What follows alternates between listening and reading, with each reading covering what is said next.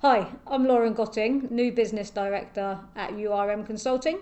Back in January, we hosted a live Q&A session where Amarjit Sandhu, also known as AJ, URM's cybersecurity analyst and Cyber Essentials assessor, answered key questions about the Cyber Essentials and Cyber Essentials Plus.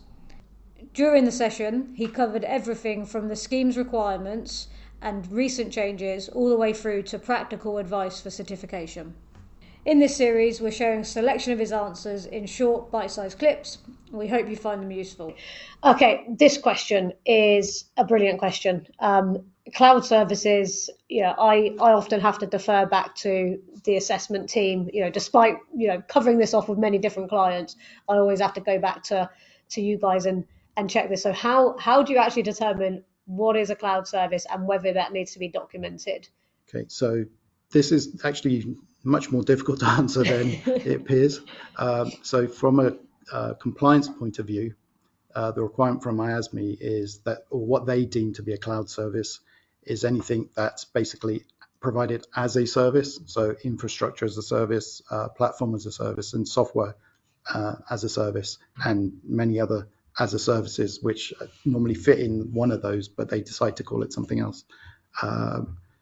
So the simplest answer would be where if you access Amazon to buy some stationery, that would be considered a website and you're just ordering something. That doesn't need to be considered as a cloud service.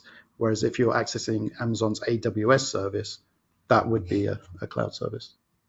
Is there, based on that example there, then it sounds like, could there be an element of risk, in terms of what you constitute as a cloud service? Obviously, if you're accessing AWS for your business, if that was infiltrated, that would be really bad. If an Amazon buying account to buy stationery, was infiltrated, less risky for the business, right? Is that the concept there, or? Yeah, absolutely. And the requirement for the certification is that those cloud services that you list have MFA in place. Mm-hmm. So even for the ones that we wouldn't consider cloud services in that with the as a service type of thing, you should still implement MFA because you always need that protection to anything that's accessible over the internet.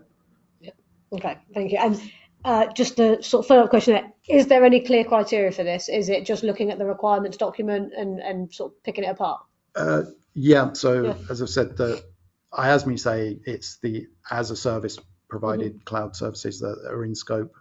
So anything that's kind of like an application, I guess one of the easy ways to look at it is if many years ago, I guess for the younger ones this might not make sense, you could run it on your laptop on premise, and now you're doing this over the cloud, that would be considered a SaaS.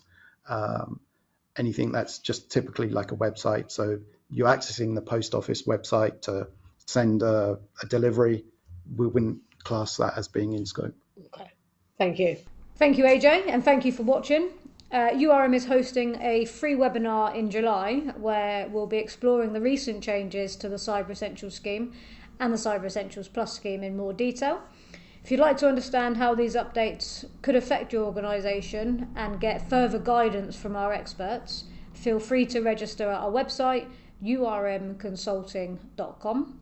On the website, you'll have a chance to submit any questions ahead of time, and you'll, of course, be able to ask more during the live session, where no question will be left unanswered. If we don't hit them all on the live session, we'll reach out to address them one-to-one.